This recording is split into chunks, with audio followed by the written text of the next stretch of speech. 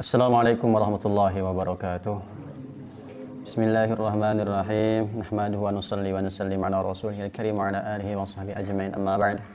Sekarang kita akan membahas tentang wakaf dan pembagiannya. Wakaf secara bahasa itu berhenti. Jadi kita akan membahas bagaimana cara berhenti ketika membaca Al-Quran. Bagaimana saja berhenti yang dilarang, berhenti yang dianjurkan, atau lebih baik dilanjutkan atau wasal. Jadi wakaf itu adalah berhenti di suatu kata ketika membaca Al-Quran, baik di akhir ayat maupun di tengah ayat. Jadi kita wakaf atau berhenti bisa di akhir ayat atau di tengah ayat yang disertai dengan nafas. Maksudnya disertai dengan nafas bagaimana? Ketika berhenti kemudian ingin melanjutkannya, harus ngambil nafas dulu. Itu baru disebut dengan wakaf.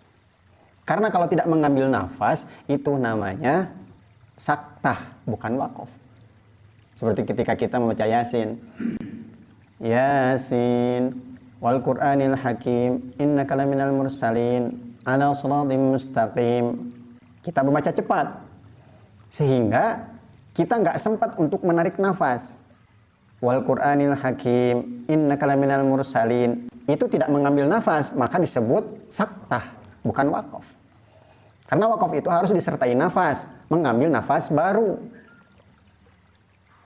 Wal Qur'anil hakim, ada tarikan nafas, baru disebut dengan wakaf. Karena biasanya kalau kita membaca Yasin suka cepet kan ya. Makanya ketika membaca ayat selanjutnya harus disertai dengan nafas. Kalau tidak disertai dengan nafas, berarti salah, karena itu namanya saktah. Kalau nafas kita masih panjang, ya wasal. Kalau wasal berarti harokat di ujung ayatnya harus dibaca. Dalam Al-Fatihah, Alhamdulillahirabbil alamin, Ar-Rahmanir-Rahim, ada tarikan nafasnya. Tapi kalau saktah seperti ini, Alhamdulillahirabbil alamin, Ar-Rahmanir-Rahim, tidak ambil dulu nafas. Itu namanya saktah. Kalau kita merasa nafas kita masih panjang, maka diwasalkan saja. Alhamdulillahirabbil alamin, Ar-Rahmanir-Rahim. Harokat daripada ujung ayatnya dibaca. Ya, harus bisa membedakan antara saktah dan juga wakaf. Kalau wakaf itu berhenti disertai nafas. Mahfum ikhwan. Dan wakaf dalam membaca Al-Quran ini perlu pengetahuan khusus. Supaya apa? Supaya tilawahnya terdengar bagus. Ali bin Abi Thalib menafsirkan ayat Warattil Qur'ana tartila, atau mendefinisikan tartil adalah tajwidul huruf wa ma'rifatul wukuf. Membaguskan huruf-huruf, artinya kita mengerti makhrajul huruf dan juga mengerti di mana kita harus wakaf atau berhenti. Kalau makhrajul hurufnya sudah benar, berhentinya sudah benar, baru disebut tartil menurut Sayyidina Ali radhiyallahu anhu. Jadi penting bagi kita untuk mempelajari wakaf. Kalau seseorang ini punya pemahaman yang baik terhadap Al-Quran, mengerti artinya, maka dia bisa berhenti di mana saja tanpa terkait dengan tanda-tanda wakaf. Bebas dia mau berhenti di mana saja karena dia mengerti artinya, faham maksudnya. Dia bisa menentukan sendiri di mana mau berhenti. Tapi karena pada umumnya orang-orang ini tidak mengerti arti daripada lafaz-lafaz dalam Al-Quran, gak ngerti terjemahnya, maka ikutilah tanda-tanda wakaf yang ada di dalam Al-Quran.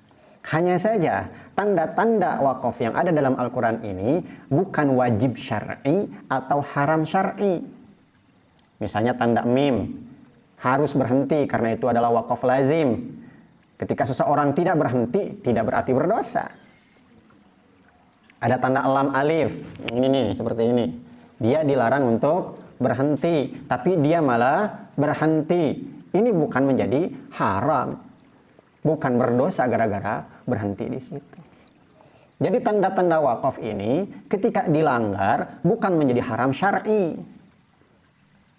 Hanya saja akan mengurangi kesempurnaan Al-Quran yang membuatnya menjadi tidak tartil dalam membaca Al-Quran. Seperti apa yang dikatakan oleh Sayyidina Ali tadi. Tartil itu mengerti makhrajul huruf dan juga mengerti kapan dia harus berhenti. Maka minimal-minimalnya kalau kita nggak ngerti isi Al-Quran, nggak ngerti terjemahan Al-Quran, arti daripada lafaz-lafaz Al-Quran, ya ikuti tanda-tanda waqaf. Kecuali ada seseorang ini berhenti sengaja untuk mengaburkan makna, supaya maknanya berubah, maka orang yang seperti ini dihukumi haram. Kalau dia dengan sengaja tahu artinya, kalau berhenti di situ akan merubah makna, disengaja berhenti di situ, maka hukumnya haram. Makanya pada umumnya orang-orang awam ketika membaca ini kan nggak ngerti arti Al-Quran, nggak ngerti terjemahan Al-Quran, berhenti di tempat yang sebenarnya tidak diperbolehkan karena tidak ada tanda wakaf di situnya, maka ya tidak masalah. Bahkan ada tanda wakaf, kemudian dia tidak mematuhinya, tetap tidak berdosa, hanya saja tidak sempurna. Yang dosa adalah tahu kalau berhenti di situ akan merubah makna, dia malah berhenti di situ. Tahu sebenarnya di situ tidak boleh wakaf, dia malah wakaf di situ dengan sengaja ingin merubah makna. Seperti yang dikatakan oleh Imam Ibnu Al-Jazari, "Walaysa fil Qur'an min waqfin wajaba wala haramin ghairi ma lahu sabab." Di dalam Al-Qur'an tidak ada wakaf yang berhukum wajib syar'i, juga tidak ada yang berhukum haram syar'i kecuali karena satu sebab. Apa sebabnya? Sengaja ingin merubah maknanya. Contohnya di dalam surat Ali Imran ayat 181. Laqad sami'allahu qaulal ladzina qalu innallaha faqir. Berhenti di fakir. Padahal ayat selanjutnya ada wa nahnu aghnia. Dia berhenti di fakir. Ayatnya artinya menjadi seperti ini. Sesungguhnya Allah telah mendengar perkataan orang yang mengatakan sesungguhnya Allah fakir. Berhenti di situ dan dia tahu artinya, tahu maknanya.